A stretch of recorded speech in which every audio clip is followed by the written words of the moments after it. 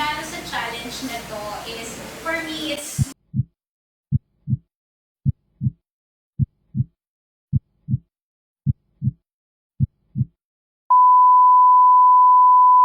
so, we are down to the last part of the cooking show and si Vince ang ating pang-finale. So, dapat masarap na masarap yan. Okay, okay. So, ano lulutuin mo ba, Vince?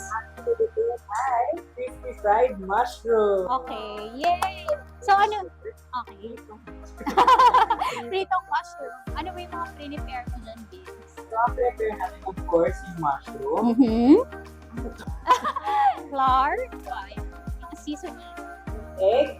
and breadcrumbs. Yan. O sige, let's start na. So, magpa-plastic bag tayo. Sige. Magsasaw tayo ng mushroom. So, excited na ako sa mushroom na to kasi ito yung mushroom na hindi mo alam kung ano, kung kunwari naluto na. It's mix of parang chicken, fish, or parang pork, ganun yun. Kasi may pagka-meaty siya, tapos naka-coat siya. So, yan. Excited na akong, hindi natin alam. Oo. Uy, ang dami nating naluto on that bag. So, pang-apat na natin to na dish. So, sige, pwede na nating i-dip. So, careful lang. Wait, nakakita na pala. Oo. Go, Vince, go, Vince. Kung gusto mo ng help, tutulungan ka na. Kasi para makain na natin ito.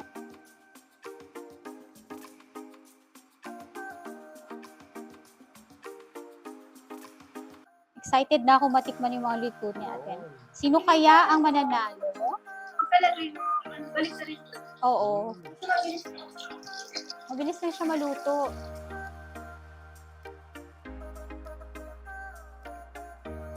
Oo nga.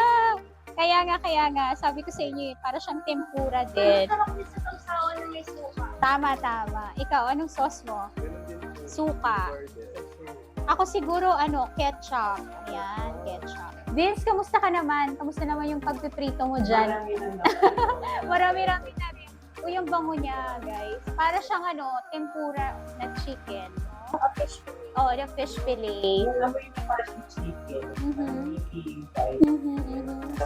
Parang ang sarap yung ikanin. Excited na ako ikanin. Sausawan. Suka, ikaw. Ketchup, ikaw. Suka, ayan. Perfect. Parang mapaparami kami ng kanin. Alright.